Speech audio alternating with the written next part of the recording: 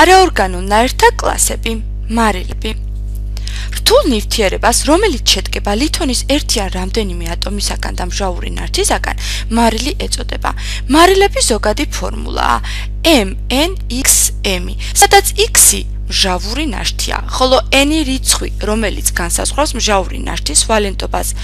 M-ი არის მეტალი, ხოლო პატარა M-ი განსაზღვრავს მის ვალენტობას. მარილები ბუნებაში ძირითადად გავრცელებულია მყარ აგრეგატულ მდგომარეობაში. გრაფიკული ფორმულები. მაგალითად, ნატრიუმის ქლორიდისათვის გრაფიკულ ფორმულას ექნება შემდეგი სახე. ნატრიუმის ატომთან ერთი სავალენტო ხაზით დაკავშირებულია ქლორიდის ატომი. სხვაგვარად ჩაიწერება გრაფიკული ფორმულა ნატრიუმის სულფატისათვის. ნატრიუმის ატომებთან დაკავშირებულია თითო სავალენტო ხაზით ჟანგბადის ატომი, ორივე ჟანგბადის ატომი უკავშირდება გოგირდის ატომს და დარჩენილი ორ-ორი სავალენტო ხაზით დაკავშირებული არის ორი ჟანგბადის ატომი. ნატრიუმ 3PO4-ში კი შემდეგნაირად გამოისახება გრაფიკული ფორმულა.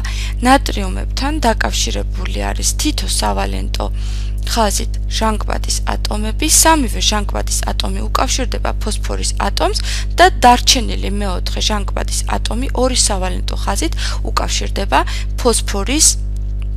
ფოსფორის ატომს. მარილების სახელწოდებები. რადგან მარილები შედგებიან მეტალისა და მჟავური ნივთისაგან, ნებისმიერ მჟავას შეესაბამება მარილის სპეციფიკური სახელწოდება. მაგალითად, აშ-ქლორი, მარილმჟავა. მისი მჟავური ნაშთი არის ერთვალენტიანი, ხოლო მის მარილებს ეწოდებათ ქლორიდები. აშ-ბრომი. მჟავური ნაშთი არის ერთვალენტიანი და მის მარილებს ეწოდებათ ბრომიდები. აშ-ფტორი. მისი მჟავური ნაშთი არის ერთვალენტიანი და მის მარილებს ეწოდებათ ფტორიდები. აშ-NO3. აზოტმჟავა. მისი მჟავური ნაშთი არის ერთვალენტიანი, მის მარილებს ეწოდებათ ნიტრატები.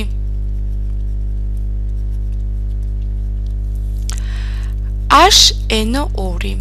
აზოტოვანი მჟავა. მისი მჟავური ნაშთი არის ერთვალენტიანი, მის მარილებს ეწოდებათ ნიტრიტები.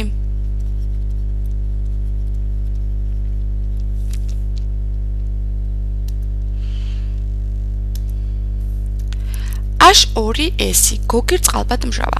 მისი მჟავური ნაშთი არის ორვალენტიანი, მის მარილებს ეწოდებათ სულფიდები. აშ-2SO4. გოგირდმჟავა. მისი მჟავური ნაშთი არის ორვალენტიანი, მის მარილებს ეწოდებათ სულფატები. აშ-2SO3. გოგირდოვანი მჟავა. მისი მჟავური ნაშთი არის ორვალენტიანი, მის მარილებს ეწოდებათ სულფიდები.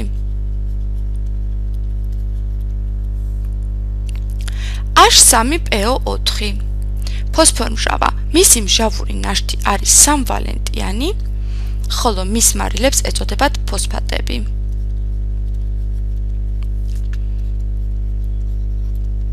ნახშირმჟავა. მისი მჟავური ნაშთი არის ორვალენტიანი, მის მარილებს ეწოდებათ კარბონატები. და ასე შემდეგ. ელექტროლიტური დისოციაცია. ელექტროლიტური დისოციაციის შედეგად ვღებულობთ მეტალის დადებით და მჟავური ნაშთის უარყოფით ანიონს.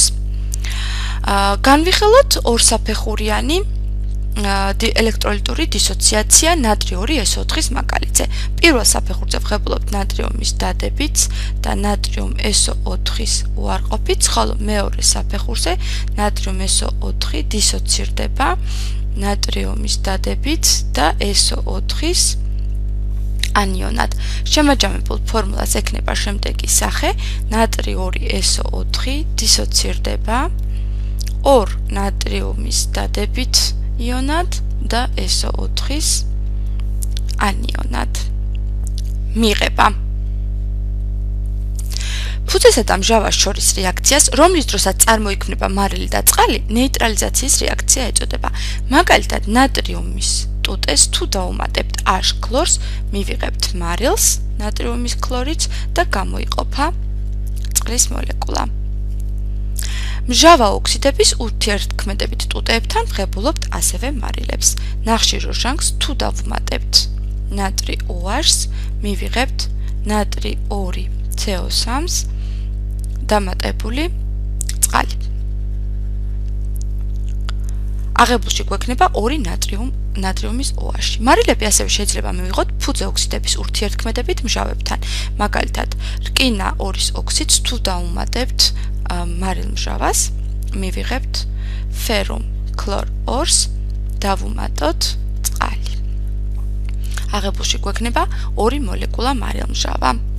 ფუძე ოქსიდების ურთიერთქმედებით მჟავა ოქსიდებთან ვღებულობთ აგრეთვე მარილებს. სპილენძის ოქსიდს თუ დავუმატებთ SO3-ს, მიიღება კუპრუმ SO4, ანუ სპილენძის სულფატი. უჟანგბადო მჟავას მარილი მიიღება მეტალისა და არამეტალის ურთიერთქმედებით. მაგალითად, რკინას თუ დავუმატებთ გოგირდს, მივიღებთ რკინის სულფიდს. მარილი მიიღება მეტალის ურთიერთქმედებით მჟავასთან. მაგალითად, თუთიას თუ დავუმატებთ აშორ SO4-ს, მიიღება თუთის სულფატი და გამოწევდება წყალი. აუცილებლად უნდა გავითვალისწინოთ ასეთი ტიპის რეაქციების დროს მეტალთა აქტიურობის წკრივი. მეტალები, რომლებიც წყალბადამდე არის მოთავსებული, ისინი ნაერთებიდან, ანუ მჟავებიდან აუცილებლად გამოაწევებენ წყალბადის ატომს. მარილი მიიღება მეტალის ურთიერთქმედებით მარილთა ხსნარებთან. მეტალი მარილთა ხსნარებიდან აძევებს იმ მეტალს, რომელიც მეტალთა აქტიურობის მწკრივში მის შემდეგაა. მაგალითად, თუ ავიღებთ რკინას და აგრეთვე სპილენძის სულფატს, მაშინ რკინა გამოაძევებს სპილენძს და მივიღებთ ფერუმ SO4-ს დავუმატოთ სპილენძი. ტუტეების ურთიერთქმედებით ხსნად მარილებთან. მაგალითად, ნატრი OH-ს თუ დავუმატებთ კალიუმ 2 CO3-ს, მიიღება ნატრი 2 CO3 და გამოიყოფა კალი OH. აღებულში გვექნება 2 ნატრიუმ OH, ხოლო მიღებულში 2 კალი OH. მჟავების ურთიერთქმედებით მარილებთან. თუ მარილი ხსნადია, რეაქცია ბოლომდე მაშინ მიმდინარეობს, თუ რეაქციის შედეგად წარმოიქმნება უხსნადი მარილი ან მჟავა. ეს არის მარილების მიღების მეცხრე რეაქცია.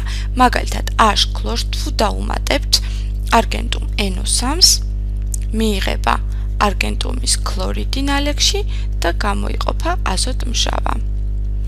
ნალექის გარდა მიღებულ პროდუქტში შეიძლება იყოს აირადი ნივთიერება, მაგალითად, თუ აზოტ მჟავას დავუმატებთ კალციუმ CO3-ს, მიიღება კალციუმ NO3 ორჯერ, გამოიყოფა ნახშირორჟანგი აირადი ნივთიერება და წყლის მოლეკულა.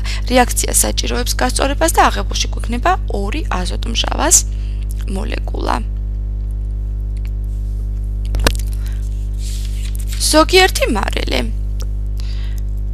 ნატრიუმის სულფიდი, ნატრიუმის ქლორიდი, რომელიც არის აგრეთვე სუფრის მარილი, ნატრი 2 CO3, ნატრიუმის კარბონატი, კალციუმ CO3, კალციუმის კარბონატი, კალიუმ 2 SO4, კალიუმის სულფატი.